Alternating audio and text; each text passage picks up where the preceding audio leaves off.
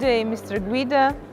As international expert, what can you say about the development of public transport in Astana?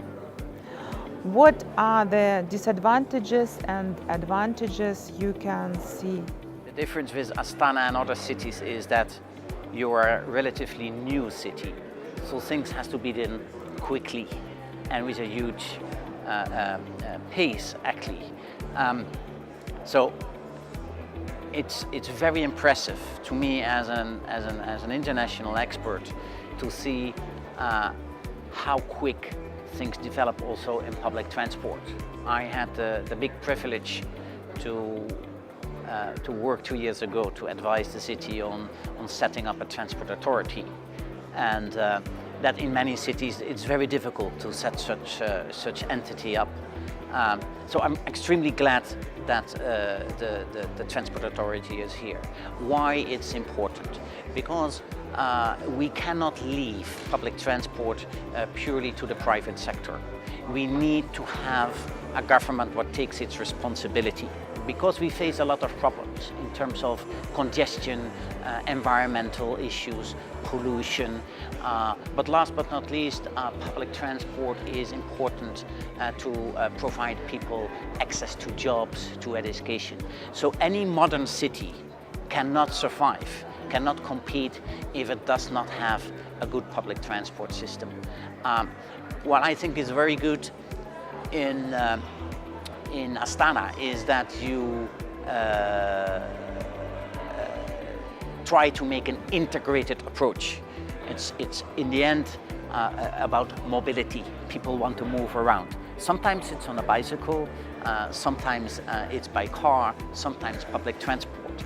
This mixed mobility is actually a big trend currently in the transport world. So a transport authority is well equipped to pay attention to all these issues. And I forgot to mention also parking is very important. So huge progress is made in Astana, very impressive. But of course, as I mentioned, things has to be done very quick.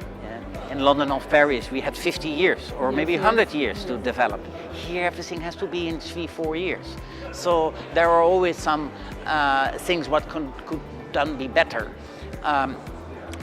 That's of course, but don't worry about it. In the end, it's a big investment in the future of Astana, because we see other cities growing, but at the end they fail or they have a backlog because they don't have a good public transport system or a good transport system.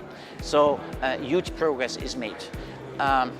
What sometimes is difficult, not only in Astana but in Kazakhstan, is that the legislation is not up to date. Thank you. Can you tell us about the global world trends in the sector of public transport? One of the trends, there are of course many. The first is that people want to have integrated systems. They don't want to pay for every individual line. So the systems are becoming more and more integrated. The lines, the routes, intercity lines, regional lines, city lines, they are integrated. So that is a typical trend, because people are not interested in a bus stop from A and take the bus to B. They want to have a system. That's a clear trend. Secondly, a big trend international is the use of let's say the digital use with your smartphone. You can exactly see where new bus is coming, what is the tariff, mobile applications. One day you will even pay with your mobile. So there is a lot to do. Last but not least, we see also combined mobility. What means combined mobility is that people can use the car, but then at the park and ride they can use the bus. We see combined with cycling, where you can hire your bicycle. We see taxi services more and more integrated in the public transport. Again, something of integration. Okay, tell me how big cities in the world are struggling with growing traffic? Many cities are struggling with the congestion, but many have also solved that. And in the end, it's about giving financial support and priority public transport, because no city in the world that has lessons learned can build this way out by more and more and more roads, because more roads only generate more cars. So the only way out to combat congestion is to improve the public transport. The big issue is public transport is not something for the poor. Public transport is something for everybody. But if we want to attract people who use a car and shift them from the car to public transport, of course public transport has to be of high quality, otherwise you will not switch. It has to be comfortable. And there is a nice expression I always use from the mayor of Bogota. He once said about what is a developed country. A developed country is not a country where the poor have a car. A developed country is where the rich use public transport. And that's a big challenge, because that means that you need high quality public transport. Thank you. What do you think about today's conference, and tell me about your tomorrow speech? The conference is great because transport is something in the heart of the society. So everybody is interested in transport because every day we travel.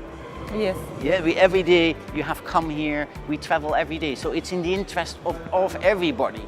So it's great to hear about today about the developments and plans here in Astana. As well, it's tomorrow we hear a lot about international developments, and it's good to discuss transport, as it is such an important part of daily life. This will be not the last conference, I think so. So it's good to have this conference to discuss how can we make public transport better. Tomorrow I will talk about a very specific topic, which is about contracting in public transport. What does it mean, contract? It's not so directly to the passenger itself, but it's actually what kind of contracts we need to have between the transport operator and the transport authority. And we have to work towards a model where the operators are not only very small-minded looking for profit, which ends in not very good buses, safety is ignored, etc. With the contracting, we can make a contract between the transport authority and the operator, which define actually the quality he has to deliver to strict standards, which has to be strictly enforced, and in return the transport authority will pay for the delivery of the services. In the end, public transport is a public service, so it's in many countries it's very common that the government is paying for this service, but the service should be from quality. So tomorrow I will talk about contracting. Thank you for your interview. I wish you a nice day in Astana, and we're always glad to see you in Kazakhstan. Thank you very much. It's always a pleasure to be in Kazakhstan, and especially in Astana. Thank you.